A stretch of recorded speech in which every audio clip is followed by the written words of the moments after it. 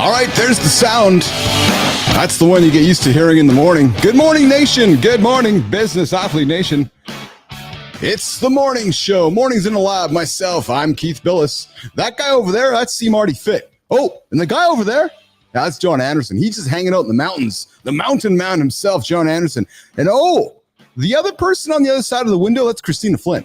She joined the team yesterday. She's hanging out, doing a little bit of production work with us here in the lab. Looking forward to that. And of course, the other guy on the side of the mirror, that's producer Jimmy. We got a full show here with you guys here. Coming to you today in the lab. And of course, we have a special guest today, Ari Meisel, the Overwhelmologist. Hey, listen, yesterday we dug into excitement and anxiety as I started the week wrestling with those two emotions. And today, nation, if you wake up feeling a little bit overwhelmed, we have an expert to have that conversation with you here today. Ari Meisel, the self-described overwhelmologist. I got to admit, I said this to Marty yesterday, that between John's habit stacking principles and Ari Meisel's overwhelming principles, I suspect we're going to have an excellent show today. Of course, we have the regular bits, the accountability check-in coming in at the 15-minute mark of the hour. Bottom of the hour, Marty's fitness tips. And typically we would have John's lifestyle tips around the 45-minute mark, but I think we have a little bit of a distinct internet connection. So we're going to leave that off the table here today. And of course, the creator spotlight coming up at around the 55-minute mark. And then we're going to end the show continuing our discussion, boys, with Arnold's 77 lifestyle tips, helping us live a better life. Christopher Martin, aka Seamartyfit. How are you, my brother? I'm amazing. How are you? Oh!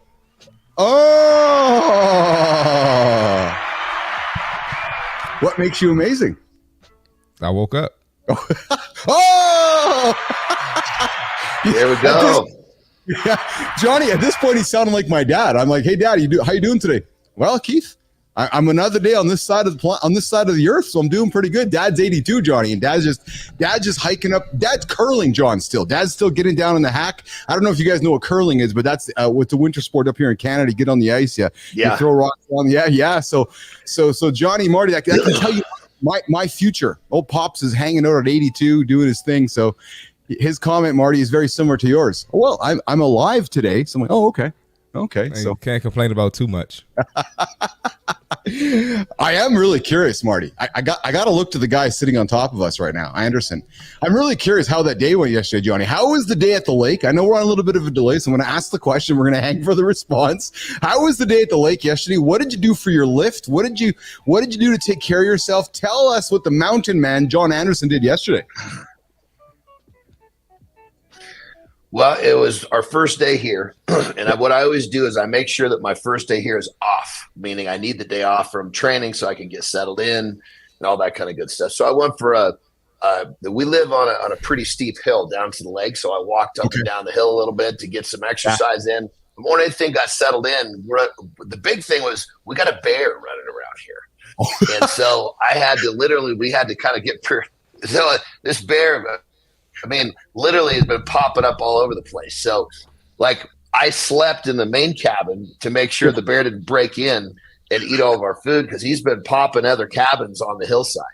So it's been kind of exciting. And Terry, before I go to bed, she comes and says, listen, if the bear comes in the cabin, you are not allowed to do anything other than yell at. I was like, what do you think I'm going to do? Get up and have a fist fight with a bear? Come on. Yeah, that's what I thought. Yeah. So basically, squat bears. We're on heightened. We're on heightened bear loot. You know what? Check this out, guys. I think our delay might be gone because Keith, you laughed right when I made that joke. This is a beautiful day. Yeah. So, Marty, I'm thinking we might have to send a webcam to Anderson there and set it up in the cabin. So when the bear does enter, you and I have proof, Marty, that Johnny's actually fighting the bear. So that we can show Terry, his wife, that, oh, no, he doesn't listen very well. And that Johnny's would be so funny, man. That could be a new sport, eh? Hey, retired strongmen, Marty, and retired wrestlers and retired like bodybuilders, we can get them fighting bears. Actually, that might not be a good idea because when I went to I'll tell you, bears. When I went to the zoo in Dubai, bears are strong, man. I'll tell you, they are. So when I went to the zoo in Dubai, I asked, what's the most dangerous animal in here? And mind you, there's lions, tigers, jaguars, snakes. They said the bear is the most dangerous here. So you got nowhere to go because he can run faster than you, he can climb a tree faster than you, and he can swim faster. Where in the hell are you going to go? Nowhere to go. Isn't that true? When you really break it down, like that, the bear is perhaps one of the ultimate apex predators out there, isn't it? And of course, we have our good friend Good Time joining us here this morning. Yes. Good Time, you are here early today, man. I'm appreciative of that. 8:06 there Eastern time. I know you're in the States. I know you're not in Australia, Good Time. So thanks for joining us. Hey, Good Time, I invite you to come follow me on LinkedIn. Come find Keith Billis on LinkedIn. Come find Christopher Martin. John, we're going to get John settled up here on LinkedIn too over the next couple of weeks. But Good Time, come find us. We're really looking to establish some relationships with our listeners. So come find me out there, friend me. Unless you're not real, Marty, unless Good Time's not real. It could be a bot. Oh, did you say a bot or a butt? Is Marty after the bots or is he after the people that sit behind the keyboard and do their thing? That's it. So, John, you just said something. I got to tell you, man. You said, "Oh, here we go. We got this guy here too." Of course, we got this guy here. Oi, oi, oi! We got the future showing up. So, what's up, baby? What's going on, brother? Good to have you there. Hey, Enzo, I dropped some comments on LinkedIn yesterday. If you wanna give me some help, you'll see some comments over there for you. But I was gonna say, Marty, you said something, John, a few moments ago. But I got to tell you, man, I'm destined to trying to learn something every single day these days as I age through life. And you said something which resonated for me, and I think it's going to resonate with our audience. When folks travel, when I travel, I stress myself out about my first day of getting in the gym when I'm traveling. And then you know what, John? It never works because I'm not settled. My routine's not in.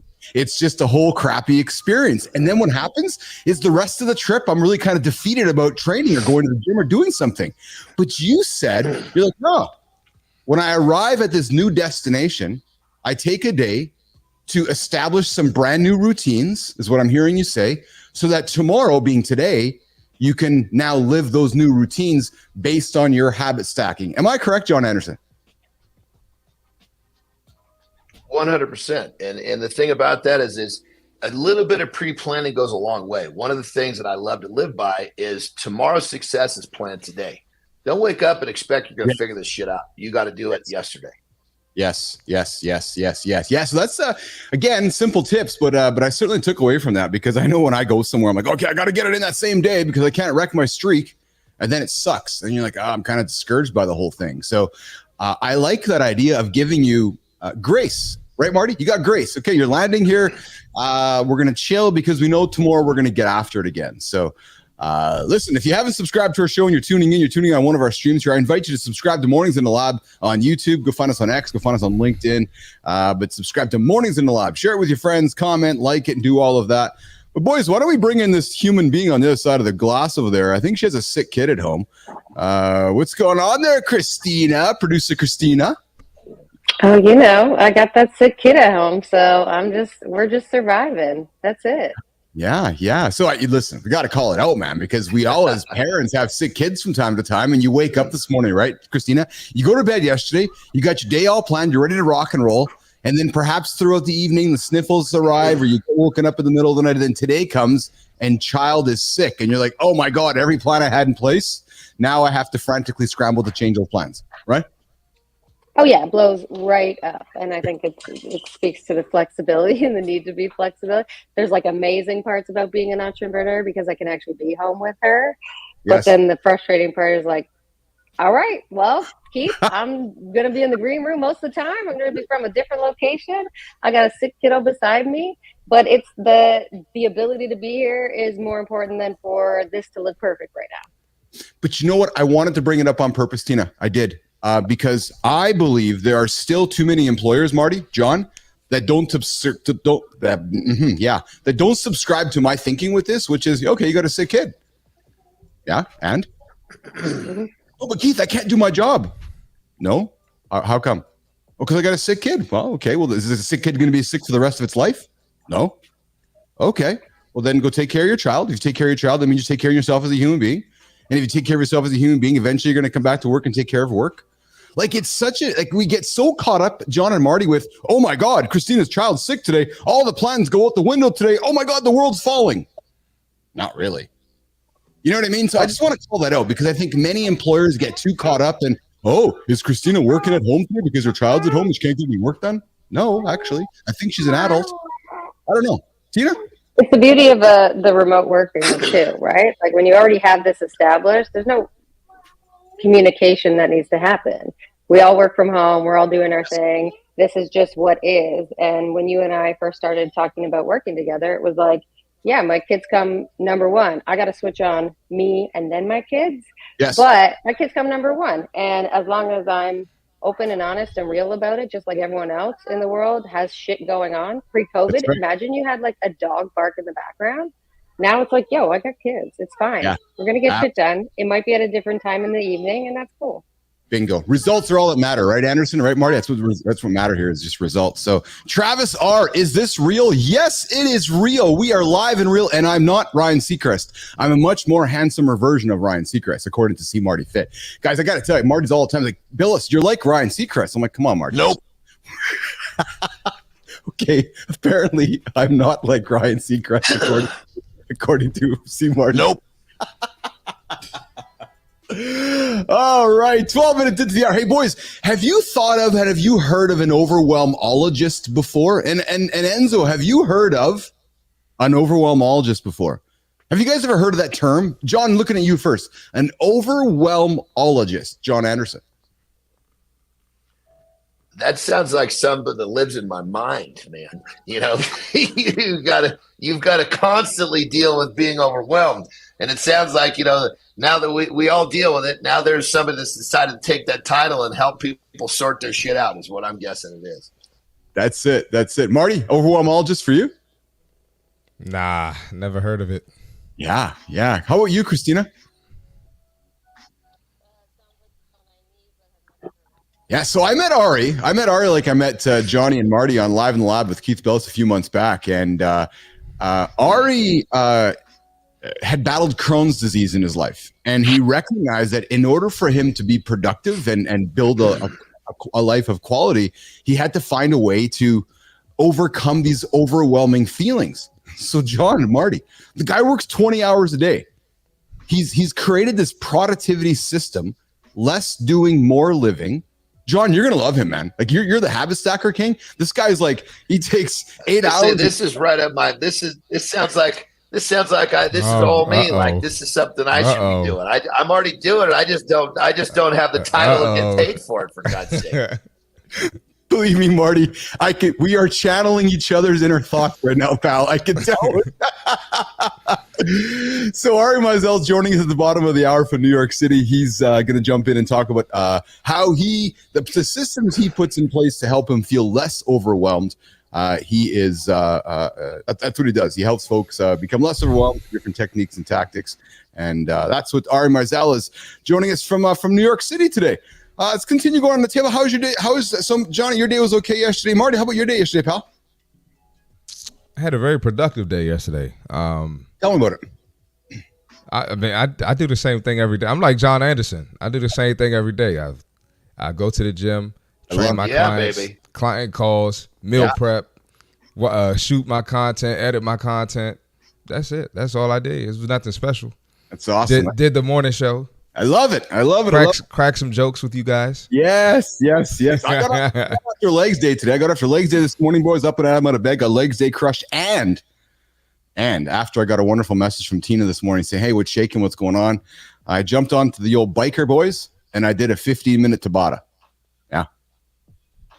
Yeah. I went and got the old heart rate up there. And Tabata's crazy. Tabata is crazy, man. I needed a good finisher this morning. My mind was a little messed up, so I needed a good finisher, and I got it jacked up here at 6:45 before the show. And that just I find Tabata, because my program was to do a sled push, but I wasn't gonna go push the sled this morning out there in the garage, Marty. So I was like, I'll go do some Tabata. So that was and push the sled tomorrow. That's exactly it. That's exactly. And John, he didn't have any mountains to climb, so I just had to go do some Tabata. Speaking of pushing it tomorrow, all you need is that blood flow. That physiology change is all you need. Pushing the sled, Tabata, burpees. It doesn't matter. 5 minutes, busting your hump, boom, you're clear. Yeah. You're bang on, man. You're bang on.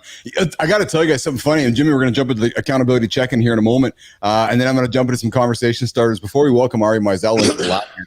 But boys, Friday evening, I'm just I'm winding my day down. I got the old Hugh Hefner on, John, and I'm winding my day down. I'm in the sunroom there doing some work. It's 8:25 at night, Friday night, and the dogs go nuts. What the hell is going on here? All of a sudden, Carter drives in the yard. Marty, I'm like, what are you doing here, dude? He's like, I got a lift. I'm like, dude. He goes, yeah, I wasn't really feeling it today, but I figured I better get it done. 8:30 Friday night. Really? 17-year-old Carter Billis arrives at the house, crushes his legs day on a Friday night because he's like, I had to get it done. Yeah. I'm like, holy smokes, man. Like so y'all wonder what gets me going? I was like, okay, I guess I got to get my ass out of bed tomorrow morning to go again because this boy's here right now. Like, talk about no excuses. Love it. No, that's amazing, man. At 17, just to have that accountability, and he's recognizing what workouts can do, like for his mental. Yes, pretty impressive. Yeah, I wanted to share that, just a proud dad moment, but more importantly, gentlemen, a proud accountability moment. You know, I know we pride ourselves in holding our listeners accountable. His accountability was just spot on there, and I was like, okay, I guess that it means that I can't take a day off because Carter is not taking days off. Maybe it's from that talk you had with him. Oh, there you go. Maybe that's what it was. Yeah, there you go. Lotus Flower popping in. Good to see you, Lotus Flower. Happy to have you. Lotus. Our bodies are made for movement and exercise. Total, you are bang on with that one. Absolutely. And Brian, amen to that, guys. Thanks for hopping in here. And yes, good time. Travis, it is real. And listen, Travis, I'm going to tell you something, man. You are at the beginning of a flight that is on its way to one of the biggest, best airplane flights ever. Trust me, we're just getting started. Myself, John Anderson, Seamartyfit. This will be the biggest morning show on the planet. And I'll tell you right now, I'm going to take a page from Anderson. If you don't understand what we're doing, we haven't set the bar high enough. It's a true story. If you do not understand what we are doing, you do not, we haven't set the bar high enough. So we actually welcome the fact that you don't understand what we're doing, sir. And I appreciate the shout out there, Lotus Flower. So Jimmy, let's give Johnny a chance to go do the restroom break, and Marty give a chance to get a break, and I'm going to do this. Boom, boom, boom. All right. Okay. I got something for you guys right now. So most people, from my experience, are suffering from the condition. There's a condition they're suffering from, but they don't even know it. It's called busyness. Oh, I'm busy. Oh, I'm busy. I'm busy. I'm busy. I got to do this. I got to do that. Everything's urgent. We glorify the packed schedules. We glorify hustle culture. We equate being busy with productivity. We think doing more is actually achieving more, but we confuse movement with progress. And we know movement creates motivation. But in reality, busyness, the idea of being busy, it's a trap. Next time you hear your employer or your employee or your colleague say, I'm busy, challenge them. Because I suspect that busyness is stealing their focus. It's killing their creativity. It's draining energy, and it leaves people unfulfilled. Here's the truth.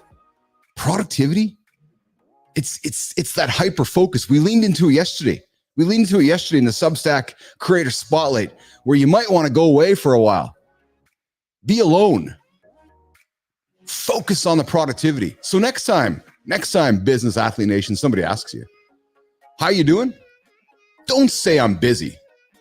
Because remember, it's not a badge of honor. If you're busy all the time, now is a good time to pause and reassess. And don't confuse that movement with progress. Prioritize impact over activity. Say no more often. And the next time somebody says to you, hey, Keith, yeah, how you doing? Oh, I'm not busy. Boom, I'm being productive. That is the accountability check-in today. What's one thing you can cut from your day today to make you feel less overwhelmed? That's our accountability check-in today. Mornings in the lab. Keith Seamartyfit. Christina Flynn, producer Christina, joining us from Toronto, in and out of the screen today. That'll be the habit here, Nation. You'll just get used to Christina popping in and out. She might draw for a jib jab here and there. She'll leave. She'll come back. She'll get some jokes, come back some water, throw water at me and Johnny and Marty and leave again. And she's got all the power, guys. She's got the power. We're slowly giving her the keys to the show. Maybe, Tina. Well, she can't hear us. That's good. No, she's muted herself.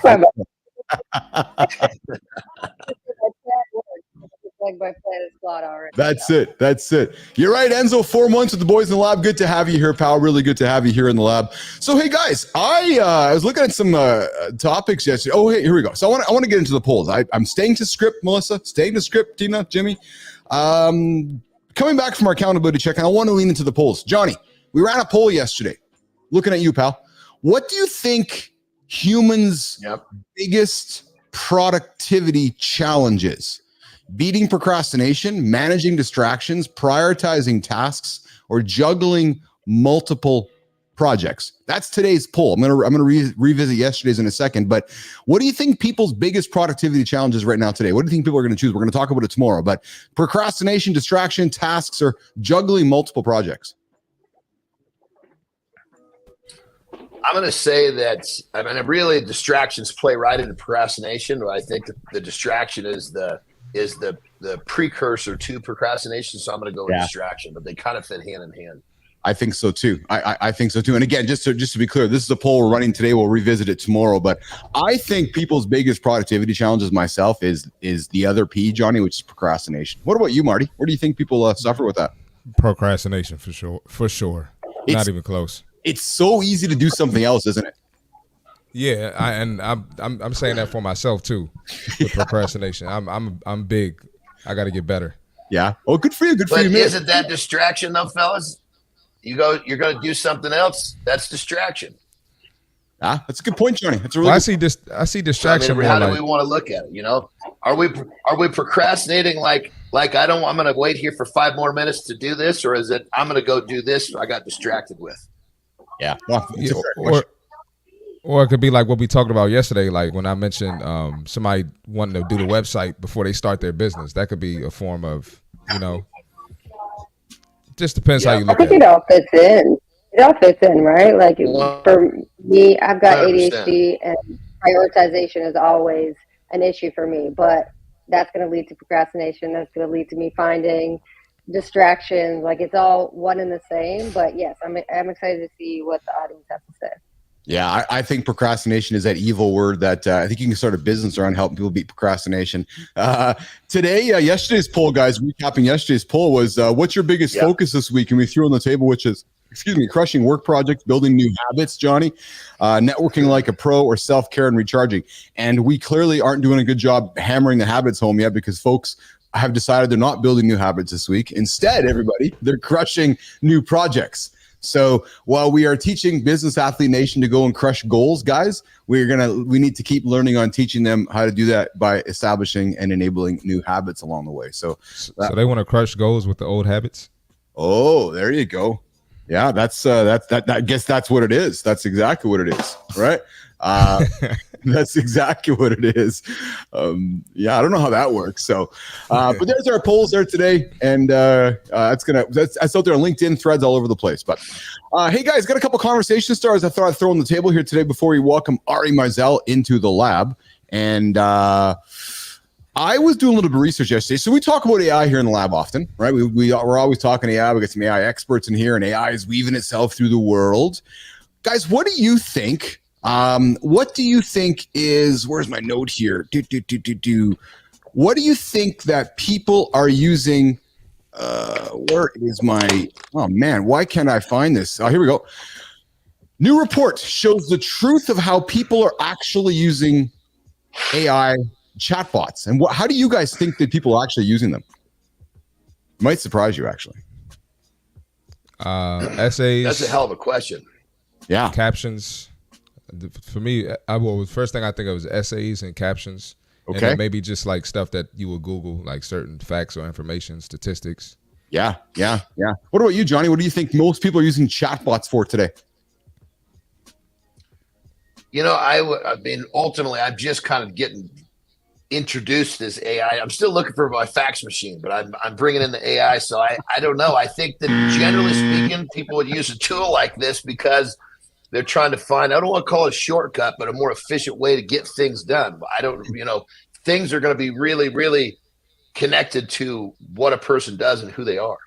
21% of people, when they use chatbots, are using it for creative writing and role play. Yeah. Role play.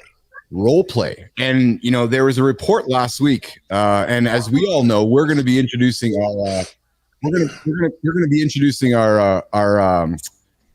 own AI generated bot to the show here in a couple of weeks when OpenAI launches voice mode on ChatGPT here. So the vision Keith Marty have is we're going to have the AI bot part of the show. We'll have another, an AI interacting with us. But what I found is that so OpenAI announced last week, guys, that what they're learning with voice mode is that humans are finding themselves becoming quite connected to the voice within the bot. And if you look at this, 21% of people are using AI bots for role playing. There's a legitimate concern, guys, that humans are going to find themselves emotionally connected to these machines. Johnny?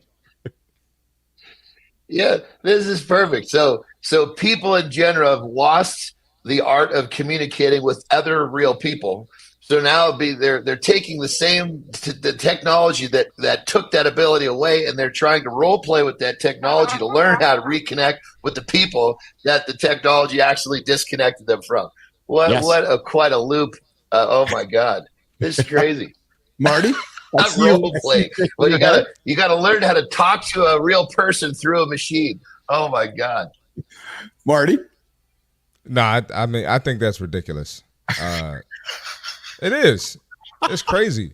Like, people are so socially awkward. They don't know how to communicate. They don't know how to express themselves. It's only going to get worse. Like, there's so many weirdos out here. Like, adults. Like, bro, you're 35. Like, learn how to communicate. I love it.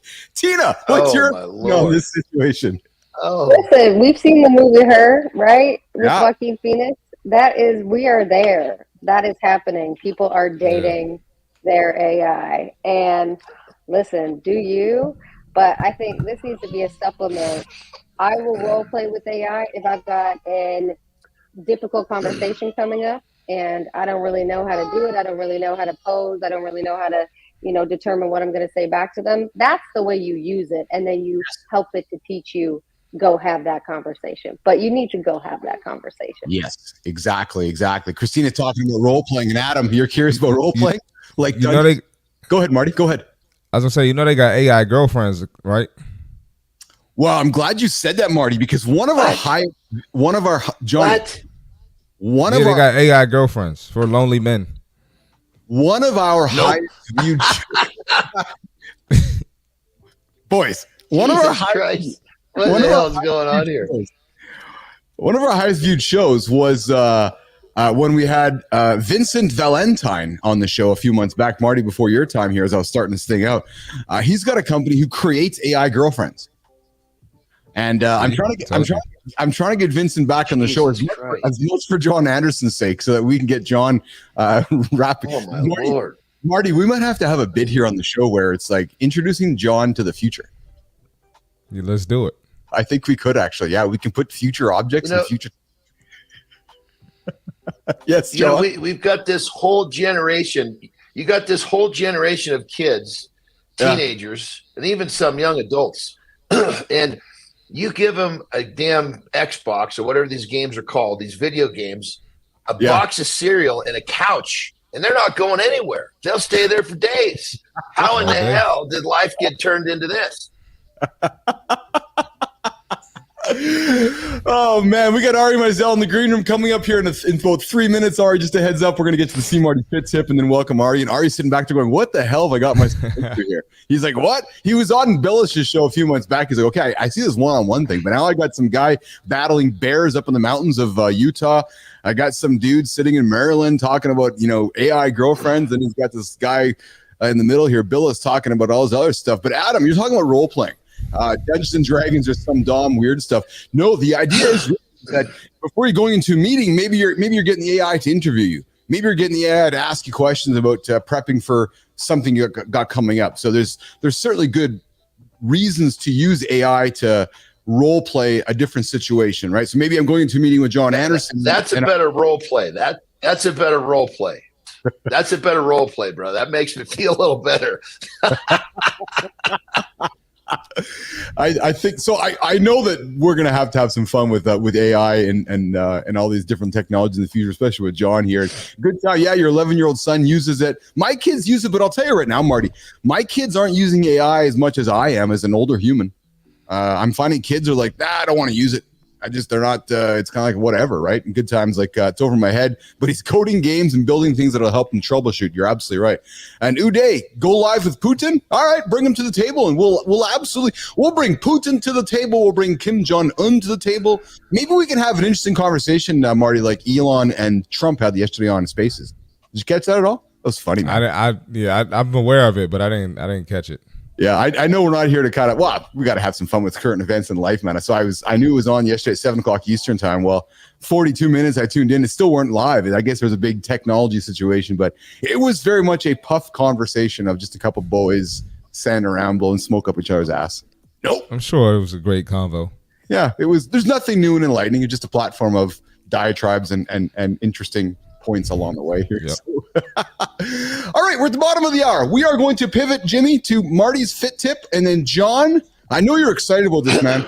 We have the ultimate overwhelmologist sitting in the green room. Here's how it's going to work. We're going to go to Marty's fit tip, and we're going to bring back Ari, John, myself, and we're going to get into how to make yourself less overwhelmed with Ari Meisel. So let's go and do. There we go. That's it. There's the boy. Let's go. Get off the screen, Keith. All right. We got the fitness tip for today. Let's get into it. The most effective exercise when you have 30 minutes or less to exercise. Finding time to work out can be tough, especially with the packed schedule. But you don't need hours in the gym to see results. These 3 exercises can give you a decent workout when time is limited. Squats. We talk about squats a lot on here. This powerhouse move targets your legs, glutes, and core. If you've got access to weights, throw them in for an extra burn. No weights, no problem. Just focus on form and depth. Push-ups. These are not just for your chest. They also work your shoulders, triceps, and core. Mix in variations like this. Wide grip, diamond push-ups. Just to switch things up and keep it interesting. Plank. You can end your session by holding a plank. It's simple, but incredibly effective for building core strength and stability. Try to hold for a minute and increase the time as you get stronger. Walk as much as possible during your day, whether it's taking the stairs, parking further away, or walking around during a break. Every step adds up. It's an easy way to stay active and boost your overall fitness. If you don't have to take the elevator or the escalator, don't take it. With these exercises, you'll hit all major muscle groups and keep your metabolism revved up, even with a tight schedule. No excuses, just 30 minutes or less to be a stronger version of you. That's the fitness tip for today.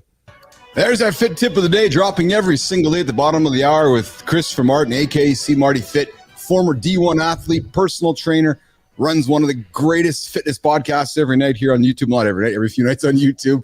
A lot of fun with Seamartyfit. But Marty, you mentioned about taking the stairs. Marty, you mentioned taking the stairs instead of taking the elevator. I got a good friend who's who runs an elevator company here in Winnipeg, and he says to me, he's like, Bilous. I'm like, yeah. He goes, I heard this show with you and that Christopher Martin guy. I go, yeah. He's like, and you guys are telling us not to use the elevator. I'm like, yeah. He's like, come on, man. You got to get people using my products. Hey, Caroline, dude, you got to tune into the show, and we got to get people using the stairs, or else Keith and Marty don't have jobs. So that's the whole thing. That's how it works here. So, all right, we're going to pivot the show here where'd my music go? We're going to pivot the show to our friend, a self-described overwhelmologist. He's a productivity expert, known for creating the less doing, more living system. He's transformed his battle with Crohn's disease into a journey of personal and professional efficiency. John, Marty, he's authored several books. Oh, we need to listen. Is he a best-selling author, though? We'll have to ask that question, boys. He's authored. Great question. Everyone is a bestseller. Are you kidding me? Who is not a bestseller? Is he a TEDx speaker too? Yes. Sorry, Ari. He's authored several books on productivity, efficiency, and stress management. The dude spends 20 minutes a day on his business. So Business Athlete Nation, if you're looking for the ultimate conversation coming up on how to be damn productive, you want to hang around. You want to hang around for Ari Meisel. Where's my little window there? Ari Meisel. Oh, no. Ari Meisel. There he is. Yes. How are you, brother? Good to have you on the show, man. It's been a while since I've seen you. All right, what's up, brother? Hello, guys. Good morning. How are you? I'm great. Yeah. So how was your routine this morning? I know you had the morning routine with the kids and everything, and you rushed back to that New York City pad to get on our morning show today. How was your routine this morning, man? Have you done any work yet today, Ari? What routine? There's no routine in the morning. I have 5 kids. There's no routine in the morning. Oh, whoa. Yeah. Routine is just like organized chaos. Yes. But you know what? Even without a morning routine, get through the day. Yeah, absolutely. So Ari joins us from New York City here. Like I said, he's been on the show a couple times with myself on Live in the Lab. Solid human being. Thoroughly enjoyed my conversation with Ari. Let's get into a little bit of Ari's, early. Ari's was for 30 minutes here today, so he's here up until the top of the hour here. So, Ari, you had some early career struggles we talked about on our show, but what really drove you into this idea of becoming an overwhelmologist or a productivity expert, Ari, was you recognizing and learning years back about your battle with Crohn's disease. And maybe you can share a couple minutes with our audience, that moment in your life, you're like, holy smokes, I have this illness. I now have to still be a productive father, have a productive life. I need to learn ways to be productive and manage these overwhelming feelings. Can we lean into this, Ari? Yeah, sure. The really, really quick version of that is that basically I went from working 18 hours a day to working an hour a day. Because of the disease, so I was too tired, I didn't have any energy, focus, any of that stuff to be able to get stuff done. So a lot of the productivity systems I'd say the majority of the productivity systems out there are really like how to get the most out of your day, but there really wasn't a lot focused on like, what if you only have an hour? Yeah. And because the question at that point really isn't what would you do, it's what wouldn't you do if you only have an hour? And if those things that you wouldn't do still have to get done, then who or what is going to do them for you? So that's where the whole system was sort of born from, the idea of optimizing, then automating, then outsourcing, and overcame the illness, even though it is technically considered an incurable illness, and went on to do all sorts of productivity stuff over the last 6 years. And then I ended up on this show. There you go. Exactly. So, recognizing and addressing these feelings of Business Athlete Nation, these signs of feeling overwhelmed, fatigue, stress, feeling out of control, recognizing it early, prioritizing, setting boundaries, delegating those responsibilities. John, when you hear Ari lean into this, and Ari, John is a massive of habit stacking. He's built it in his career, and his life is about multiple sets of habits. John, when you hear Ari talk about, I only got an hour a day to work, what do you hear when you hear him say that? Anderson? I think that he's got to be extraordinarily efficient in that short period of time, and obviously pre-planning and organization and having a really, really high level of focus has got to be played into this 1 hour to get everything done he needs. So Ari, after you recognized that your lifestyle was unsustainable, what were those initial steps that you made yourself to regain control of your life and of how you had to kind of keep moving forward? So a lot of it really starts with tracking and identification. I mean, they're actual tracking basis, but the truth is that a lot of people are overwhelmed, and a lot of people who are overwhelmed don't actually know what's causing the overwhelm. Yes. Which is because human beings are just really good at like digging faster, right? Like the idea of like stopping and sort of trying to figure out what's going on, it takes a little bit more strategic thinking sometimes. So identifying like really what's happening, and some of that sounds really basic, like how am I actually spending my time? How much time am I really spending on email? And a lot of people would say that email is like the most stressful thing in their day, but a lot of it's just they're not doing it very efficiently. The other thing is that Parkinson's law, one of the really old productivity things, says that work expands to fill the time allowed to complete it. So most people do something that takes them an hour and a half. If you gave them an hour, they'd probably still get it done. That's why I don't do hour meetings ever. Yes. So there's never a reason for an hour meeting. Sorry, at least not in my life. So that's one thing. And then another thing is that what I recognized was embracing the restrictions was actually really the breeding of innovation. So I always love to give you guys look like you're all roughly around my generation. So yes, I hate when I have to explain this. MacGyver. Anyone ever like MacGyver? Oh yeah, 100%. Yes. So nobody ever said to MacGyver, "Hey man, here's a shopping cart. There's a Home Depot. Go get anything you need, and we need to blow up that building." Right? It was always like, "Here's a box of Bisquick and 3 paper clips, and you need to get out of this high security facility." So to me, restrictions breed innovation. Right? So if I say I only have an hour, I'm going to figure out how to get things done, and things that I can't get done, quit systems. Right? And then so I don't have a computer. This is my wife's computer, and my son has a gaming desk upstairs. I don't have my own computer. I do everything from my phone. Or I can do everything from my phone, which means that if I have 10 minutes between dropping off a kid and waiting for a meeting or something, I can get things done very productively. So restrictions are actually a good thing. That's one thing I learned from you, Ari, when I met with you a couple months back, and I was so intrigued, and to the point where I ran the show twice, guys, was that Ari is a master of saying no. And I mean that as a compliment, Ari, because you're like, no, it has to hit my goals or else I'm going to say no first. And I admire that about you, man, because most human beings I meet always say yes. Talk about the power of no, Ari Meisel. So I want to be really clear about something. And it's a very good point, and I agree. People need to say no more because there's an expression that yes got you to where you are, but no will get you to where you're going. And I want to be clear. No, saying no doesn't mean that you're missing out on yes.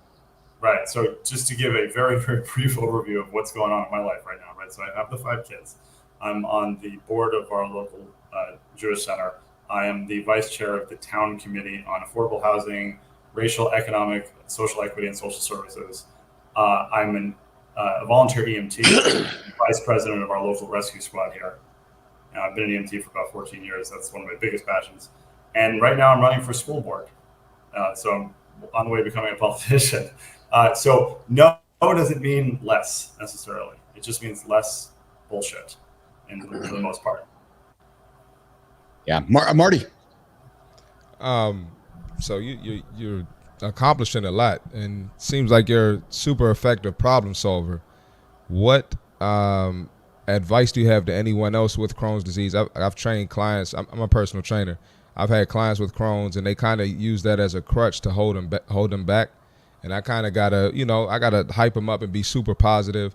So what advice do you have to anyone who wants to accomplish goals or be super effective with Crohn's? Because you're definitely beating all the excuses that people have used for it. Mm-hmm. Yeah. So well, are you familiar with Shaun T's Insanity program? Yeah. Remember that? That was my first step to overcoming Crohn's, and almost killed me. That was the hardest. That was the hardest thing I've ever done in my life. Oh my God! It took me a good 2 months to get through an entire workout. The biggest thing is we got to start somewhere, and that's one. And the other thing is that not just with Crohn's, but with a lot of autoimmune, literally in this battle with your own body, having the control and the power over some of the data is a really big thing. I was getting blood tests every 5 weeks and just putting them in a drawer because we were getting paper back then.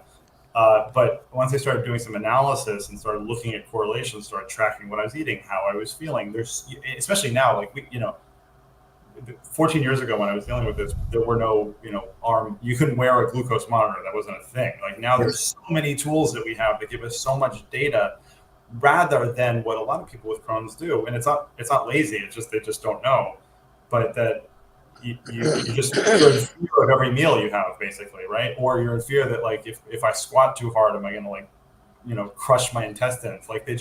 There's no correlation there other than just 4 hours later, I don't feel well. Ari, how do you, with the 5 kids, you got a busy life, you got to have things, structured. How do you decide what to focus on each day?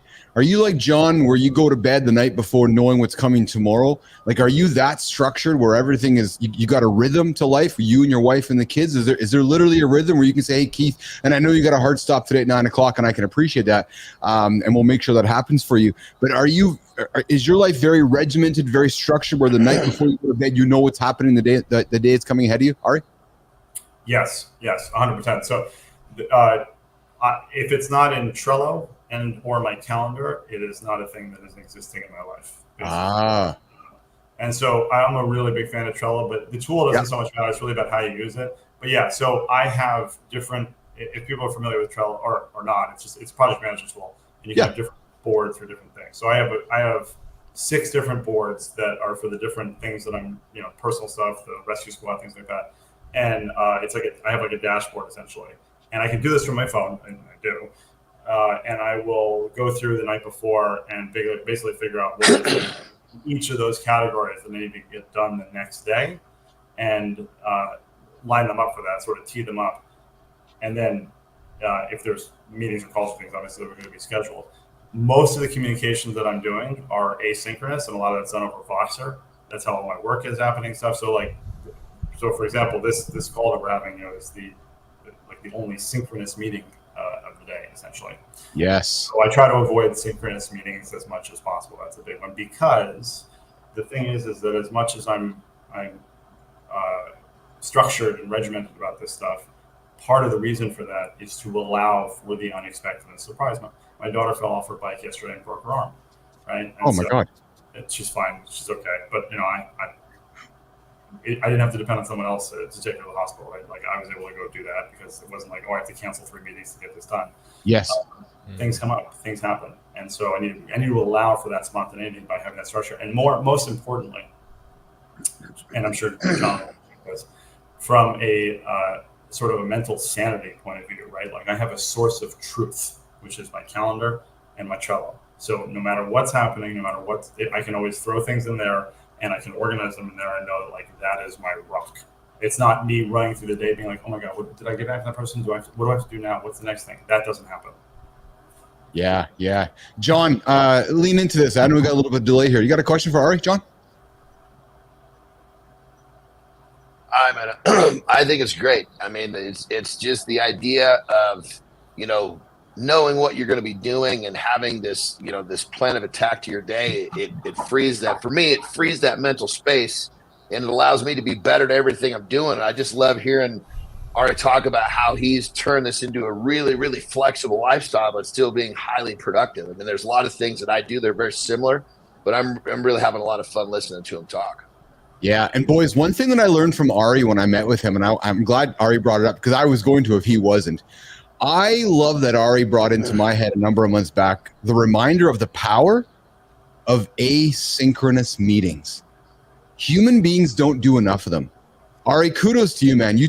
I still have lived on that meeting we had months ago where daily, Ari, I use my phone to create asynchronous moments with my team constantly. I'm always sending videos to my team, right? And talk about the power, Ari, of asynchronous communication. And why do you think human beings don't embrace it more than I believe we should, Ari Meisel? So for anybody who's not familiar, right, asynchronous is really the opposite of what we're doing now. It's just not live. And every one of you, no matter what age or work you do, like you are using asynchronous tools, because email is an asynchronous tool. Texting is, postal letters are an asynchronous communication tool, right? It's just where you're not having that sort of live call and response. I think that, well, for one thing, it's just, the culture, the idea, like, I have to be face-to-face, I got to shake hands with somebody, which thankfully, I think COVID dispelled a lot of that. Yes. And showed people that you don't have to, travel somewhere to then do the, the handshake and all that kind of stuff. But the real power in asynchronous communication is that if you use it correctly, and email, like I said, email is an asynchronous tool, but a lot of people don't do it right, because a lot of people just have their email up on their screen all day. So it's not asynchronous. It's just an open sort of doorway. It's like somebody just walking in and knocking on your door all, right. You have to use it at your time, right? And you have to receive the information when you want to receive it, and you have to respond when you want to respond. Yes. And you allow people to do that, and you allow a team to do that. Naturally, you're going to get people responding at their best, right? Yes. I use it with my coaching clients. I use it with everybody, but I use it with coaching clients. And with coaching clients, it's amazing because instead of the old model where a client, has a blow up fight with their partner on Thursday and they have to wait till Tuesday at noon for our 45-minute session for me to give them the 3-minute answer that they need, and they already don't care about it at that point because 75 other things happen. They can walk out of the meeting, go absolutely nuts into Voxer for 12 minutes. I can then listen to that 4 hours later at 3 times speed, think about my answer, and give them that 1-minute response that's going to get them through that hurdle. So it is the most effective form of coaching I've ever seen. It's a more effective form of communication in general. I use it with my clients. I use it for sales. If somebody wants to get to work with me and they're like, hey, can we schedule a call? It's like, no, we can't. You can get on Voxer, we can chat there. And then they understand sort of how the platform works. So in that case, I have 7 minutes of exchange audio message over the course of 12 hours and get the same high ticket sale that I used to have to do a 45-minute sales call for. I use it with my wife. I use it with friends. I'm using it with my fellow candidates of the school board. It means that the bandwidth to handle communication is widened exponentially. Yeah, gentlemen, Marty, Johnny, I leaned into that when Ari brought that up a few months back, and because I know back when I was running ICUC, I was a big fan of asynchronous meetings, and I somewhat forgot about just the idea of it, the habits involved in it, and the productivity gains when you really embrace it. When you lean into that kind of lifestyle and that workflow, I think the whole team excels. I really do, Marty, because you now can focus on the results, less about the journey there, because we all know we're trying to, I'll use the metaphor, we're trying to win the Stanley Cup. Oh, you got your things to do, Ari. I got my things to do. You're an adult. I'm an adult. I'm not here to micromanage you. So you jump in, you communicate with me. I jump in back, communicate with you. We're all going in the right direction. The power of asynchronous meetings is huge, man. Marty, I would encourage you to consider it for your coaching clients as well, pal. Johnny, you too, man. It's just because, and what I do like about Ari too is he sets the tone from the first moment. Ari, when you meet that person right from day one, you're like, no, this is how it's going to work, right? Like you've set the benchmark with them right from day one, right? So you've basically set the rules with that human being right from day one. And here's the big thing to keep in mind about that, right? So, I'll have people who say like, can we do a call? Can we do a meeting? And my feeling is that when we accommodate in a business setting, what we're really doing is breaking from process. Oh. And both people are going to have a poor outcome from that experience. So, I like that. That's powerful. I like that. I like that a lot. Hey, we're hanging out with Ari Meisel. We're going to give Ari a few minutes back in his day here today. We're going to wrap our chat up here. Ari's got a hard stop here today. I'm very, very fortunate that we are his one fully synchronous meeting today. And I'm, very, very, I'm happy that he take some time out of his busy day to hang out with us here today. You can find Ari on LinkedIn, find him on Voxer. He is extremely effective coach around productivity and overwhelming. He has the less doing, more living system. John, Marty, any closing comments or questions for Ari before we let Ari get on with his day today? Johnny, over to you first, pal. I was just going to say, thank you for sharing, some of what you're saying. I use the same technique with coaching my clients, and it actually allows them to get more from me serving them, because like you said, they get to respond when they're at their best, and it gives them the ability to really lean into what we're doing based upon their schedule. So I love it. And I think the way that you explained it like that makes a lot of sense for people that are listening. Think about it. It really does. It gives that party on the other side the ability to communicate at the time that's best for them, which is going to make the whole thing better. Yeah, I agree with that. Yeah. And John, just to lean back to you, Marty, before I come to you, again, what I like with Ari is that right from the first moment you meet him, he establishes that boundary with you. Here's how we're going to communicate. Here's how it's going to work. We're not about stealing each other's time. I'm here to help you. Here's how it's going to work. I like that a lot. Marty. No, I definitely like the boundaries. Yeah. I was going to say, how do boundaries play a part in your success? How does that play a part in you getting to the next level? Like, why is that so important? So the first thing, which is actually, I learned this recently, sort of a way of framing boundaries, right? Now, I learned this from a parenting expert, I forgot what her name was, but boundaries are something that you are going to do in the face of somebody else doing something. It's not something that they have to do for you, right? So like in the kid context, it's not like, you need to listen to me or else. It's like, no, if you don't listen to me, then I'm going to do something. I'm going to remove myself from the situation and not give you what you want, right? It's an important sort of framing, right? So nobody else has controls over your boundaries, which I think is pretty neat. So like asynchronous communication is a really big boundary of mine. And again, I've had people who are like, oh, come on, let's just do one call. Like, and it's like, no, like I with the rarest of exceptions, the only exceptions I usually make are somebody who I believe like technologically just won't be able to do it. But like a really good example is sales, right? So this happened all the time. And I used to have salespeople working for me. And I would have somebody who's like a client, be like, hey, I was telling all about you. Would you do their sales call or their intake? And I'd have to say no. I'd be like, look, we have a great sales process that I know nothing about. So if your friend wants to get a great experience working with me, they have to go through the actual sales process with our actual salespeople. If I do it, I'm just going to mess it up, right? So like it's a lot of people are like, what? Shocked by that, but it's true. Like I'm trying to help you. This isn't just me being like, yes, a jerk. Yes. So it's important to understand that the boundaries in those situations really help both people. And then another one is in terms of like boundaries on my time. If something's going to take a half an hour, it's going to take a half an hour or less. It's not going to take more. It's not going to take 33 minutes, 34 minutes. And that might sound like a little bit over, obsessive about it, but it's so many people schedule like back-to-back, 30-minute or 45-minute meetings, knowing that they can go over 5 minutes.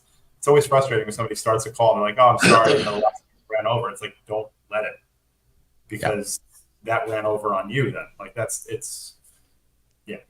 Yeah, exactly. And in that point, Nation, we're gonna help Ari walk himself out the door here so we can keep him on schedule. I'm a huge fan of Ari Meisel, Nation. I think anybody who's followed me for months knows that I am. A lot of respect for the man, a lot of props for the guy. Less doing, more doing, less something. Less doing, more living. You can go to lessdoing.com. Come on, Keith. Go to lessdoing.com to hook up with Ari Meisel. And I can tell you, Nation, that he is a man who lives asynchronously. Other than our live in the lab shows, I've never had the privilege of having a back and forth with Ari. We do it asynchronously, and it is wonderful. Meisel, you have an awesome day, my friend. You come back anytime, okay? You go take care of your family. And final words to you, pal. Did you have some fun here today? I did. Thanks for having me. Nice to meet you guys. Awesome. Nice to meet you. We're going to walk Ari Meisel to the lab. Good to see you, pal. Go get your day. Thank you, Ari. Soon, okay? Take care, pal. All right, there goes Ari. Ari's leaving the lab here. Boys, I'm a huge fan of the guy. I know when I reached out to him to say, hey, you should be a guest on the show. Johnny, after getting to know you and your idea of habit stacking, and as I've gotten to know Marty and Marty's diligence of getting stuff done and just focusing on the results, I'm like, oh, man, I have a guy I want you guys to meet, because I like his I'll say the word, his no bullshit approach, right? It's like, no, we don't play any games. No, right, Marty? He's like, no, not doing back-to-back meetings. No, you can't call me directly. If you want to work with me, here's how it's going to work. And I can tell you that if it's going to work that way, it's going to work properly. And John, I look at you. I suspect you subscribe to some of those same points of view, right? It's like, no, here's how it is. Hey, Johnny? 100%. And the thing about it is, in many cases, we come from this world where, being in meetings and all this kind of stuff, it's just kind of the way that we think, when realistically, like he's really, really breaking the top off of a different but yet more effective way to communicate. Like myself, I was using the same methodology with the majority of my clients, but not even quite understanding, like exactly what, how it unfolds. Realistically, it's so much when he said they get to respond when they're at their best. Bam, that totally, the light bulb went off. I was like, it just made because once I implemented this style of coaching where, okay, if a client needs to talk to me, I said 100%, if we can't nail this down in these voice memos, we'll get on a call. 90% of the time it gets solved, but it gets solved right there or 10 minutes later, an hour later, versus the next day or two, if we had to schedule a call. Yeah, exactly. So I invite you to go find Ari, lessdoing.com. If you find yourself overwhelmed, you find yourself needing help with getting things done, I cannot strongly encourage you enough to go hang out with Ari Meisel. He'll get you going there. Inam, good to see you here this morning on the show, my friend. Inam? We are loving having you here this morning. Good to have you here. And good time, of course, is greeting Inam along the way. And of course, Inam is loving Sir John, always loving the motivation coming out of his mouth. We're coming out here, guys. Thanks to everybody for spending time with us. Mornings in the Lab with Keith, Seamartyfit, John Anderson. We just wrapped up a wonderful conversation with Ari Meisel, an overwhelmologist who will help you figure stuff out and make life less overwhelming. Yesterday, boys, we leaned into anxiety and excitement. Well, today, sometimes we know, hey, I'm feeling overwhelmed today. How do I manage it? So Ari Meisel leaned into that here today. So, but hey, we are running a few minutes late, but that's okay. I want to take that big light that we like to shine and shine onto somebody over on LinkedIn. Yesterday, boys, Jeff Hatton was celebrated, and I surprised him at 5 o'clock Central Time, John, Marty, and he was. It was fun. He's going to be on the show next week. He's a funny dude. He created some good videos yesterday, and that clip of you talking about him yesterday was pretty funny. It was good, eh? Yeah, that was pretty funny. It was pretty good, and he is. He's going to join the show. He's going to join the show next week. He's great, making great content. Boys, he's going to join we got a double hour next week. On Wednesday, we got Jenny going to join the first hour, and then Jeff's going to join the second. Big show next Wednesday, back to back. Going to have some funny stuff here. So we like to celebrate humans across the platforms. And today I wanted to shine the light on somebody who I have been engaging with last few days, both on Threads and over on LinkedIn.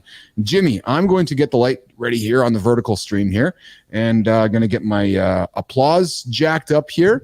And I'm going to spread this out here. So this gentleman is... Oops, no, that's not there. Here we go. Share screen. All right, so today's Creator Spotlight for Mornings in the Lab with Keith, Seamartyfit, and John Anderson is Mark Simachek. So, Mark, I hope I said your name right, man. I hope I said your name right. You guys are going to like Mark.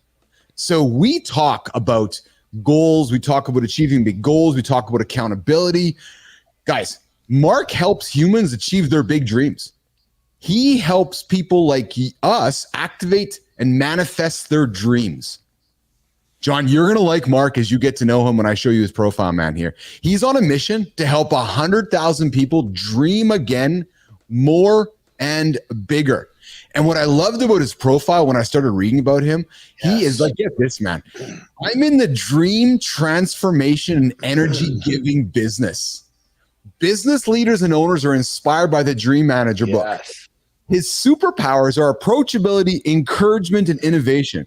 He specializes in using technology and one-to-many coaching models to make life coaching and dream coaching available at scale within business and accessible to those who need it most.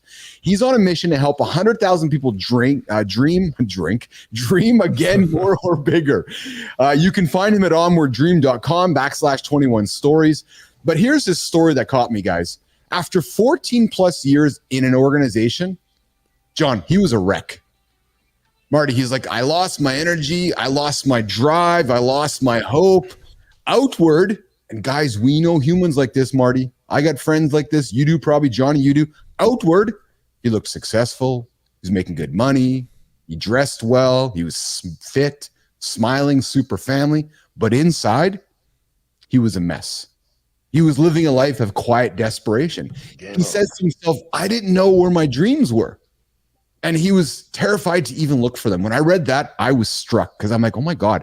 Could you imagine, boys, living a life with wondering where your dreams went? Maybe stuck in the corporate ladder, right? So he was scared of what others would think, including those closest to me. On September 16th, one day in September 2016, he hit the eject button. He quit his dream career without a plan. And with his wife and kids to support, they leaned into Mark and said, let's go do it. And he went and started his own journey. And he's now helping others achieve their big dreams, achieve their goals. He's launched a recent project called Project 14.4. And I got to crack a joke here, Marty, because I saw a little comment yesterday that I think there's a book coming. So Mark might be a best-selling book author here in the future. We don't know if he's a TEDx speaker, but the point is, and the laughter I want to put. The point is I want to make is that Mark Sumacek, I'm not sure, Mark, how I pronounce your last name, doing the best I can. You are our creator spotlight here on Mornings in the Lab, St. Norbert College graduate from Green Bay, Wisconsin. And if you can find Mark over on LinkedIn as well as onwarddream.com/21 days. But Marty, John, wrapping up with him, one day in September 2016, Mark said, to hell with it. I'm hitting the eject button. Guys, talk about courage to do that. Like, that's courage, man. Yeah, more people need to have that. More people need to have the basically say, you know what, this is not my life, and I'm going to put myself in I'm going to back myself into a corner, which is going to make me get uncomfortable, which is going to make me find a better way to do this. Yes. And it takes a lot of guts. My hat's off to him for doing it. Yeah. Marty. Yeah, that's real. I was just listening to Cody Sanchez. I'm not sure if you're familiar with her. Yeah, I was just listening to her before the show, and she said, I can't remember the exact quote, but it was something like, "Purpose equals pockets." Like, so if you hate your life, you don't like the money you're making, you don't like the business you're in or the job you have, and you want to change, like, chase your purpose. Make whatever sacrifice you got to make, and it's going to grow them pockets. So that's pretty much what she was saying. That's awesome. This is right on point. I like that. And Nation, let me be very clear here. What Keith and Marty and John are saying is that you don't go to all of a sudden got to quit your job and become an entrepreneur. No. What we're saying is go find your purpose. Go find your passion. And if there's if you're sitting in an awesome job right now, a big corporate job you're really happy about and excited about, then go after it. Keep going after it. But if you're also in that big corporate job and you're unsettled about it, dude, you don't got to run to be an entrepreneur. Maybe there's somewhere within that organization you can go find joy and happiness. As Marty said, go find that purpose inside the organization. But the point of the message is, don't sit there and wallow and don't think you have the ability to do it. You do. Ari Meisel, our guest on the show today, had Crohn's disease. And Marty and John themselves have had clients who have had excuses because they couldn't do something. Olympic gold medalist Noah Lyles had asthma. Gold medalist. There's no excuses, Nation. So if you're sitting here listening to us right now and you're feeling stuck, you got me to lean on, you got Marty to lean on, you got John Anderson to lean on, and you got Ari Meisel to lean on to help you achieve those big ass goals you want to achieve. And hey, you want to achieve a big dream, go knock on Mark Sumacek's door, who's our creator spotlight today. So good comments. You know what John said, right? What's that? An hour a day can change your life. That's exactly it. Give an hour a day to whatever it is that you want to get better on your purpose, and it's going to change your life. That's exactly it. So there you go. From Marty through the words of John, because John's on a little poor internet connection. An hour a day will change your life through the words of Marty Fit channeling John Anderson here in the lab. Hey, John, I'm paying attention, man. I'm paying attention to you. That's it. Well, another thing that's we got to touch on here with the creator spotlight was, where are the dreams? I think it's people are they're not in touch with their imaginations anymore. You have to use your imagination to dream, and it's like if you're not in touch with using your imagination, it's almost like your imagination is kind of like the front door to your dream. If you're not in touch with your imagination, your dream, you're never really going to have that dream the way it should be. Anybody tuning in right now, getting to know John Anderson, every few days, Anderson drops something that just gives me goosebumps. And he just did it, Marty. Yeah. This whole idea of chasing imagination, like that's magical, Anderson. It is, because you are bang on, pal. You're this big brute bodybuilder, strongman power guy, but deep down you're like, no, man, let's go to Disneyland. Let's go chase our imagination. Let's go and be kids and chase what we stopped chasing before. There's such power in that Business Athlete Nation, taking that imagination in our brain and going after it. And I agree with John, Marty. I think much of the world has lost that imagination. And if we can spend some more time leaning into that, that's Brother, gonna make. I am still that kid using my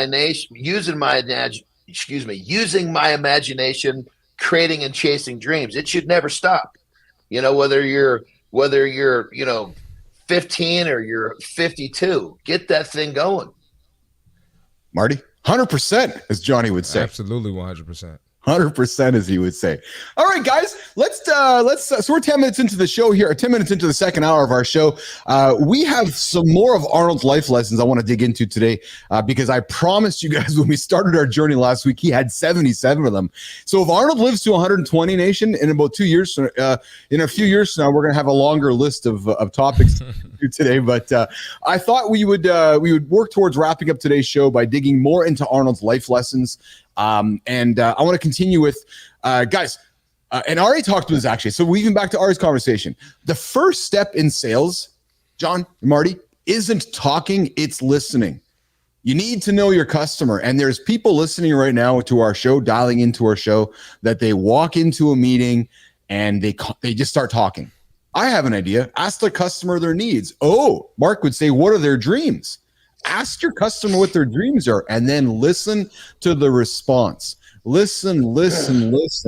That's how you find the message that will connect you with your audience. Boys, lean into listening over talking, especially when you're selling. Marty, you first. Yeah, I'd say, as far as personal training,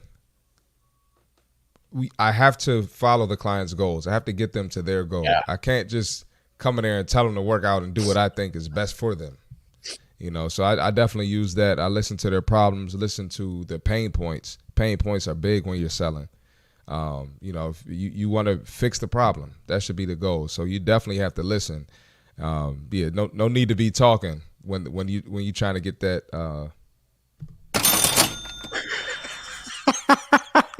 Shut up. Shut up and listen. Yes, exactly. Let's see here. Marty, you got to rock and roll here soon, hey, Paul? So you got to leave here shortly, buddy. Yeah, I want to hear what John has to say, though. Awesome. Johnny, what's your comment on listening over talking, pal? Well, the bottom line is that people need to feel understood. And yes, if you're listening to them, you're hearing them, you're understanding them, especially when it comes to sales. People don't want to be sold something. They want to feel understood, and they want to they want to choose to buy something because they feel that person understands how to help them. Yeah. Yep. That's exactly. And that segues to our next point as we say goodbye to Marty. Marty's got some things hanging out here today, so he's gonna rock and roll out of the lab here today. Marty, we'll see you later, pal. You have an awesome day, and then we'll welcome Christina back into the lab here. She can continue our chats with us. We're talking about listening over talking over listening, and then John lead into you got to listen to the human. Well, Arnold says, Marty, speak to their heart first, not their mind. If you can develop, and here's what I believe in so strongly, and I think that's, actually, I'll just be transparent. I think when I met you two boys, that's just that's the connection I always try to find with a human being. Is I really try to establish an emotional connection. I really do. That to me is, I don't know if it's a superpower I try to work towards, but my goal when I meet my humans for the first time is I really try to establish a connection with you, like an emotional connection, because that to me is the foundation. And I think, Marty, as you've gotten to know me, when I communicate with you, that's just that to me. Once I connect with your heart, I think we can accomplish anything together, frankly. I agree. And it is your superpower. Right? It's just, it's taken that whole idea of leaning into your heart, John Anderson, your heart, Marty Fit, and then understanding what you're all about, and then getting into what's going on up in the brain, man. I think that is what it's all about. I really do. So absolutely. Marty, you rock and roll, pal. I don't want you late for your meetings. Well, Keith, when you talk about, go ahead, Johnny. Sorry about that. So when you talk about what you're saying, the heart, it plays right into, what I was saying about the fact that you're chasing a feeling. You're chasing, and when you're dealing with the heart, that's a really, really big emotion, a feeling that's very easy to want to chase. And when you connect success with chasing that feeling, that emotion, it's like a turbocharger. Yes. I want to stay into this with Christina back here in the lab here, producer Christina. Christina, we've been getting to know each other over the last few days, and I'm a huge fan of that emotional connection. And I think as you're getting to know me, it's is it all talk or is it real? I want to get some sense from you about this idea of the emotional connection before the mental connection when you're communicating with somebody for the first time, especially when it comes to sales or trying to build a relationship with somebody. Tina. I mean, I think it's really, if I get real geeky on it, Yeah. the emotion is through the brain, right? Like why I focus on story, why I get really excited about story is because there is a neurological reaction that can happen between two individuals, which result in a feeling of emotion. But when we create connection through story, there is a response in our brain that results in that emotional connection. So when somebody is talking about facts and figures on a stage, there's two areas in your brain that are lit up. One is really just the processing, and the other is just the understanding. When somebody hears story from that individual, there are 6 areas of your brain that light up. Mm-hmm. And that brings in the emotion, the understanding, the comprehension, the memories, the thinking about the things. How does this person's story relate to me? And so it is through the brain, but it has that emotional connection, and that's why it's so powerful. I think when a human can lean into that superpower of emotional connection, especially as a leader, Tina, Johnny, I think you immediately put yourself above everybody else. And not in a hierarchical way, which is I'm better than you. I mean, just in a way of I want to stand here raw and open with you, and I want to connect with you. Because I believe when we can connect as human beings, we can solve and we can achieve anything. I really do believe that. I really do. Arnold leans into this one too, John. You'll like this one. God gave us 2 ears and 1 mouth, so we should listen twice as much as we talk. So many people just want to feel like someone cares about what we are saying, when in reality, and I learned this, guys, when I started my show Live in the Lab, I learned 2 things after the first few weeks. My producer at the time was like, Keith, you got to stop talking so much because we can't create clips with you over talking with the guest. I'm like, oh, right. He's like, I need you to ask the question and pause. When I focused on that and I focused on asking the question and pausing, I recognized that not only was I creating better content, but I was becoming a better listener. And then what was also happening, John and Christina, was that I was giving you as my guest more space to communicate. And then naturally emotions started connecting and the content started getting even better. So anybody listening right now, if you're struggling with this idea of talking more than listening, start a podcast or start a show. And then go and listen to yourself after you ask a question and wonder if you're listening instead of over talking. Christina, comment on that. So many folks ask a question and then wait for the response. They're like doing that jump rope thing where they're like trying to get back into it, or hearing a half sentence and then that incites something in their brain and they want to get it back out, right? And as somebody with ADHD, this is my desire because I worry about forgetting things. It goes away. And so I've had to learn to say, take a step back. They could go in a different direction. So go in that direction with them. You don't have to go back to your point.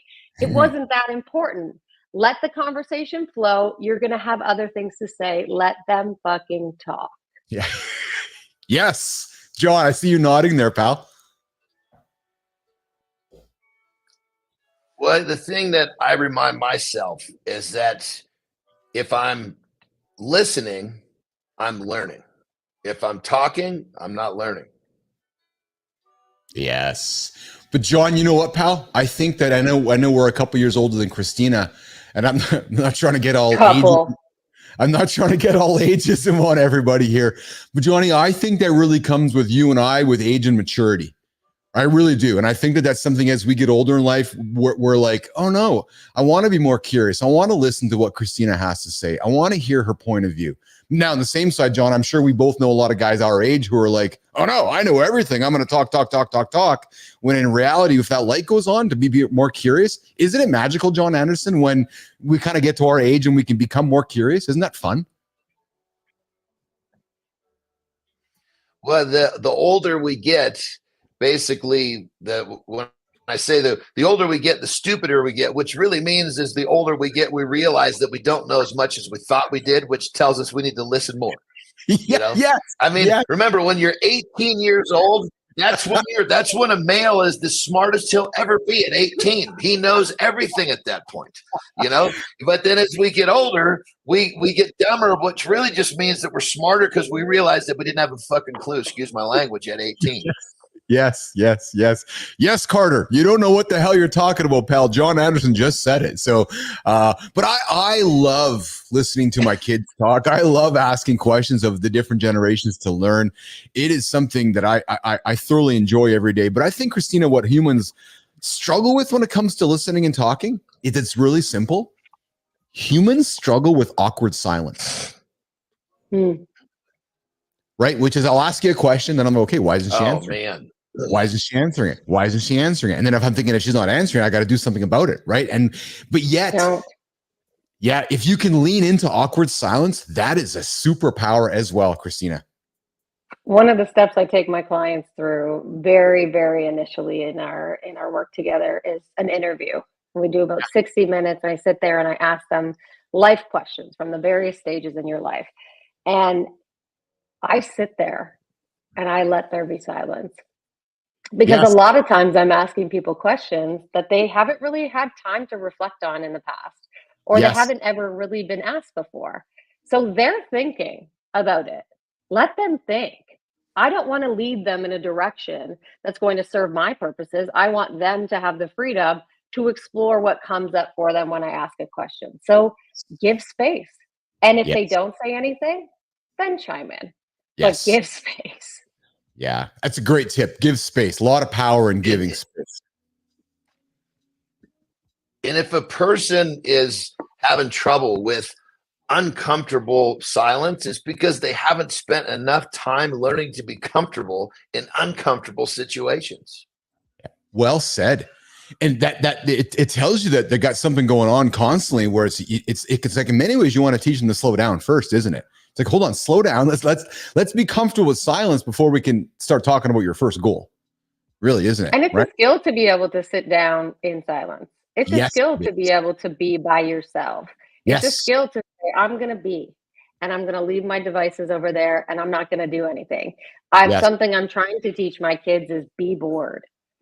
Like they want to, and they have a desire when we're driving somewhere far away. Can I have your phone? Can I look at your phone? I'm bored. No. It's okay. Be bored. See where your brain takes you. See what you start thinking about. I love you said that, Christina. I my wife Lauren loves so much. She's always encouraging Brooklyn. So Johnny, when we're in the car, it's like, no, you don't need your iPad. Go look out the window.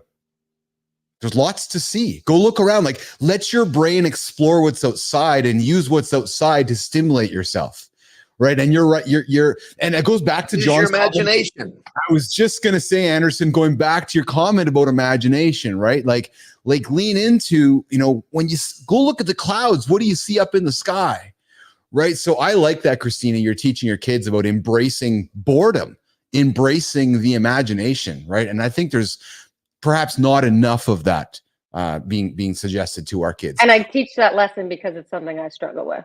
So we all want to teach our kids the lessons that we struggle with ourselves. So I don't have it all figured out, but it's something I'm working on too. But you know what, Christina? It's okay. If I can shine a light on you for a second, we talk about it all the time, right? Kids don't do what we say, kids do what we see. So I'm going to offer you just kind of that awareness of, Christina, allow yourself to be bored so your kids can see you being bored. Totally. Right? Allow yourself to see the kids with the phone down, looking out the window, staring at the clouds. Mom, what are you doing? I'm listening to Keith right now and I'm staring at the fucking clouds and I'm trying to be bored so I can show you how boredom works, kids. Just trying to be bored here. I'm learning how to twiddle my thumbs again there, kids. Yeah. And then Johnny underneath her breath, fucking Bilous, man, telling me to be bored so I can show my kids how to do this. Damn it, I just want my phone right now. So hard. It's so hard, but it's so necessary. We need to be bored. Yeah. Arnold also talks about, guys, in Arnold's Life Steps, learn to change gears. No matter what you're going to do, you will hit barriers and obstacles. Again, you heard me talk about this last week. Don't use words like if. Use words like when, because when's always going to happen. You know, oh, if the internet goes out, I'm going to have, no, it's going to go out. What's the plan? Right? If I can't do my squat, no, you're not going to do your squat. What's the plan? Right? So think in the life of when, because that's going to help you change gears no matter what you do instead of a world of if. John Anderson. Yeah, I mean, when you started talking about this, it kind of reminded me of a phrase that I use internally. It's like if you picked a path without obstacles, you picked the wrong path. And you know, I don't know how that when you started talking about that, it just fed right, boom. It was like that just popped straight into my head. We need to embrace the difficult paths. We need to embrace the paths that give us the challenges, because we overcome them and we get better. If you want more, you got to become more. The soundbite machine's at it again. I want a calendar on my desk of John Anderson quotes, daily John A quotes of just these bangers. It's awesome. That's a revenue stream for you, John, if you haven't explored it yet. Yeah. That, or like a calendar. You got the bod, like maybe show up with a calendar. Yeah, I want to see this. No, Christina, I'm thinking here in the lab, it's going to be part of our store here. We're going to have like a talking John Anderson doll on the desk. And then every single morning when you sit down, he's going to spit out a quote at you and give a flex or something. I would love that. I remember listening David Goggins' books. One of the tactics that he had was he would basically record to himself all the shitty things people would say to him. And then he would listen back to it as motivation. It's obviously on the positive side versus the negative side. But if I could have like, the AI John in my ear of like, anytime I'm kind of like going down a little bit, I'm feeling I'm having a tough moment, I just click that, like the easy button, just like click the John button and be like, it's chills in a path with no obstacles. I love that. Click the John button. I need that's a good one. I like that. Click the John button. That's funny. That's funny shit. You know, we need a John board. So we'll have a board just with John's quotes and sayings, and we can sell it to everybody. It's just John board. You press the button and a quote comes out, right? It's exactly it. Like a dartboard. If I like need a quote for any of my content, I just throw it at the John board and see which one lands on. Arnold talks about talking to yourself. Seriously. Self-talk, he says, gets him through hard times. It makes my best self. It keeps me from losing my... I can't tell you how many times I started to get very frustrated, and he says to himself, Arnold, relax. Arnold, stop being a brat. Arnold, trust yourself. John, this hit a nerve for you. Talk about self-talk with yourself, John Anderson. Oh, man. I mean, you're constantly talking, you're constantly talking to yourself, but there's two sides of the equation. There's the side that's kind of prompting you, okay, you need to lean into this. You need to address this challenge. And then there's the other side that tries to talk you out of it, that negative self-talk. And I'm a big one on removing the bad shit first. So if you can remove that negative self-talk, then the guy that's talking on the positive side, his words are much stronger. You know, one of my every day, I write down what I don't want to do today that I did yesterday. And almost always, I would say 4 out of 7 days a week, it's removing the negative self-talk. And if I can have in the day, if I can catch myself once and stop it, that's a win. Yeah, I like that. I'm going to wrap up today's show with a comment that really leans back into this, because self-talk's a killer, man. It's absolutely a killer. Christina, I saw you nodding. Are you a self-talker? Do you find yourself talking yourself out of stuff? Like, do you find yourself battling the two voices on your shoulders? Oh, 100%. Inner voice is something that my inner voice is awful. She's mean. She's a real bitch. I don't know if you've ever seen the Mean Girls movie, but I've actually recently named my inner voice Regina George. And she's a bitch. And I'm trying to work with her, and I'm trying to figure out, when is she showing up? What are her motivations? Why is she there? And really it comes back to what we were talking about yesterday, that like monkey mind or that chimp. They're out to seek survival. They're out to seek safety. And when you don't have those feelings of safety, that voice is going to come up much more frequently. And so, like John said, learning how to recognize it when it's there and say, yo, chill, Regina. Yes. We don't need you right now. You're safe. You're not helpful. Get out of the way. Yes. I like that. I like that you've created enough awareness in yourself to know that I don't like this person. I'm actually going to put a name on this person, and I'm going to address this entity inside of myself, separate myself from it, and talk to it so I can walk away from it. There's power in that. I'm 40 and I just learned this year, right? It's taken me a real long time to get there, but there's a lot of power in getting there. So it doesn't mean that, it just means that spend a little bit of work trying to get to know yourself, and that inner voice is not reflective of you as the individual. Yes. It's reflective of emotions looking for safety. Yes.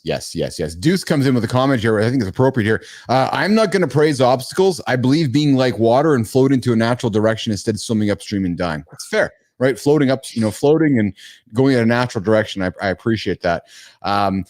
So two more comments from Arnold. We wrap up today's show here. I like this one, guys, because this is what I very much have leaned in my career. This is very much what I've leaned into with this show, because I believe, and Arnold does as well, people love to laugh. Develop a sense of humor. Humans like being around other funny people. You either might think you're funny or not. More than likely, you probably are. But if you're not, put the reps in, right? And just being funny through observations. But creating that emotional connection, being authentic and being vulnerable, people love to laugh. Being self-deprecating, making fun of yourself. You are going to break down walls and break down barriers if you take on Arnold's whole idea of developing a sense of humor, people loving to laugh. And Anderson, Christina, we live in a world where there's just so much, it seems there's just so much negativity in all these chasms where we got to give places for people to laugh. Christina, you first. The power of laughter, the power of creating a sense of humor, the power of self-humility and self-deprecation through the words of Arnold Schwarzenegger. Christina. The humility, I love humor. It's one of my favorite things. My dad is a hilarious man, and we all have his dry Irish sense of humor.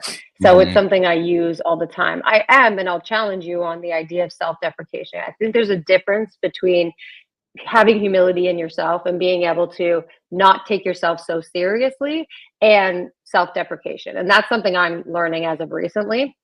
Self-deprecation is a reflection of insecurities, and those insecurities can be mirrored by that inner voice.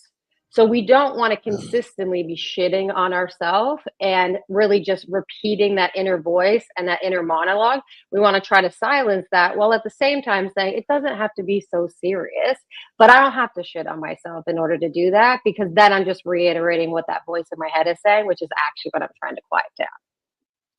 Interesting you say that, because I had a guest on the show a few months back who's an entertainer, performer, and John, he's not a fan of self-deprecation, because somebody listening, if they don't have context around your self-deprecation, they might just quickly think, to your point, Christina, that this person's insecure. They don't know what the hell they're talking about, right? Because they're saying to them, because if you're saying, well, Keith, I hired you to entertain me. I didn't hire you to beat up on yourself and shit on yourself and be all self-deprecating. Your job's to entertain me. Right. So his point of view is be careful with self-deprecation, because it could go too far. John Anderson.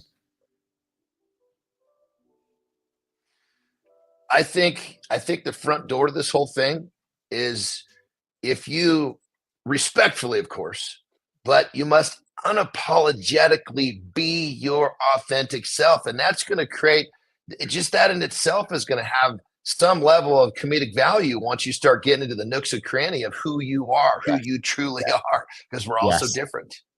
Yes. And that's a great way to wrap it up, you guys. It's the bottom of the hour here, and we're going to work towards wrapping up today's show. Life lessons from Arnold Schwarzenegger. And I love this one a lot. I find myself some days as an entrepreneur trying to chase a vision, trying to chase a massive vision that frankly nobody understands, which is awesome. But here's how Arnold leaves it. Don't beat yourself up.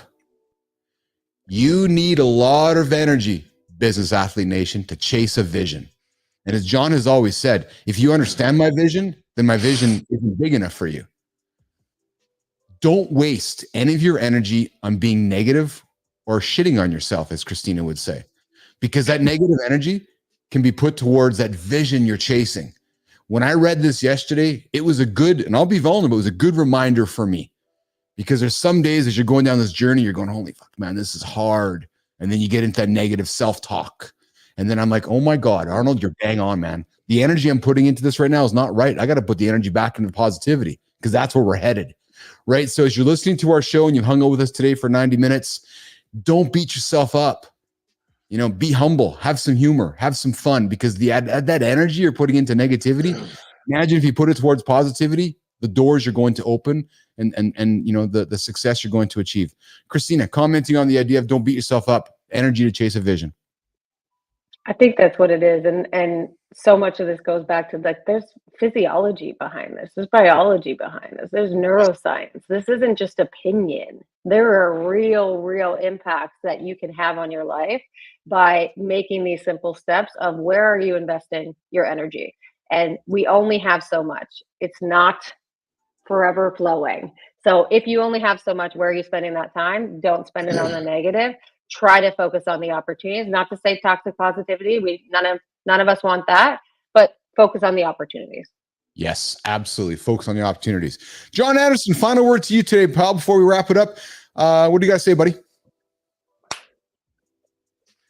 Well, I would say, me, I love to simplify things. So I would say my position on this would be, we become what we think about. Yes. Oh.